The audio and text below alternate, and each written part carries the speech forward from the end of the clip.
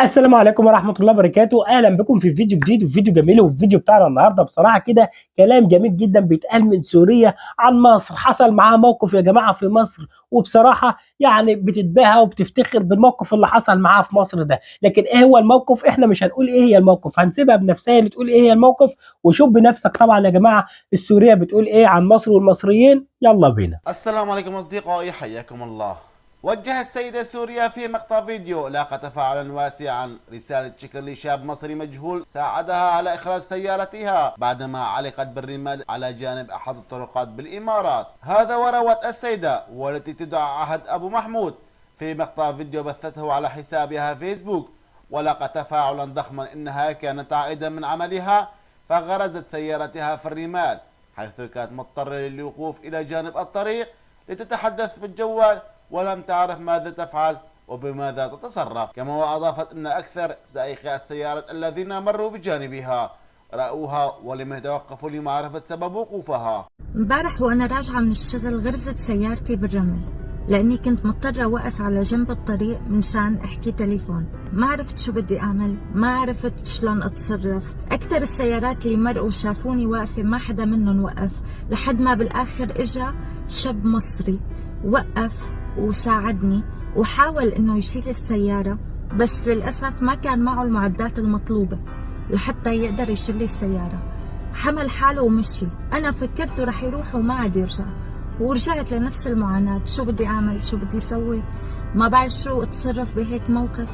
بعد نص ساعة من الانتظار بلاقي نفس الشاب المصري رجع لعندي وجايب المعدات المطلوبة وجايب سيارة أكبر لحتى يسحب لي سيارتي من الرمل. الرسالة اللي بدي وصلها، هذا الشاب لا عرفت شو اسمه ولا هو سألني شو اسمك ولا من وين انتي، وما طق حنك ولا فات بأي مواضيع جانبية تانية مثل ما بيعملوا أغلب الشباب بس يلاقوا بنت بهيك وضع وانتي بتتعاملي معه بأسلوب هيك أخلاقي وإنساني مهذب. بصير الأخ بيروح باله لبعيد وبصير بده يعرف شو اسمك وانتي من وين وممكن أخذ رقم تليفونك.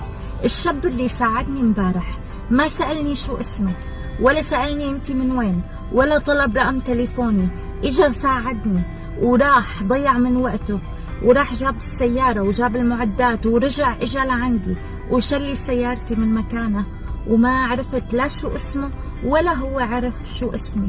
عن جد شكرا انه لسه في شباب مثلك. انا بتمنى هذا الفيديو يوصل لهذا الشاب اللي ما بعرف ولا شيء عنه غير انه ساعدني. شكرا لإنسانيتك، شكرا لأنك حدا نظيف بهيك زمن. بتمنى من كل الشباب المصريين اللي رح يشوفوا هذا الفيديو انه يعملوا له مشاركة، لانه بتمنى عن جد انه هذا الشاب يشوف هذا الفيديو ويعرف اني انا عم بتشكره، لانه في ناس مثله بهذا الزمن.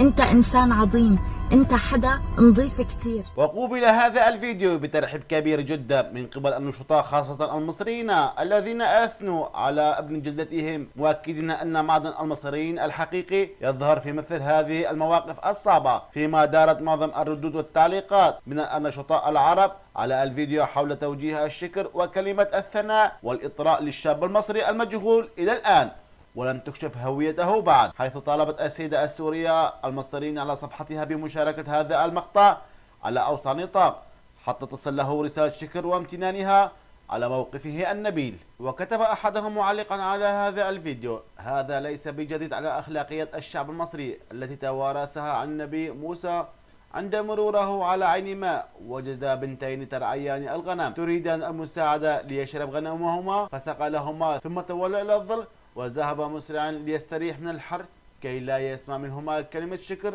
ويطلب أجرا على حسن صنيعه، وهذا أسمى درجات الإنسانية. أصدقائي، شكرا لكم على حسن المتابعة. الرجاء لا تنسوا الاشتراك بالقناة وتفعيل زر الجرس حتى يصلكم كل جديد. وبكده يا جماعه نكون وصلنا لنهايه الفيديو بتاعنا النهارده. زي ما احنا سمعنا كلام السوريه يا جماعه اللي بصراحه بتتعرض لموقف وموقف شهامه وجدعنه من مصر والمصريين.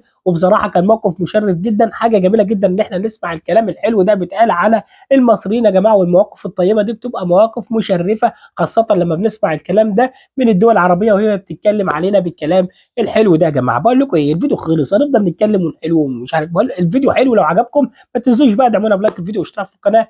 اشوفكم على خير فيديو جديد، والسلام عليكم ورحمه الله وبركاته. سلام.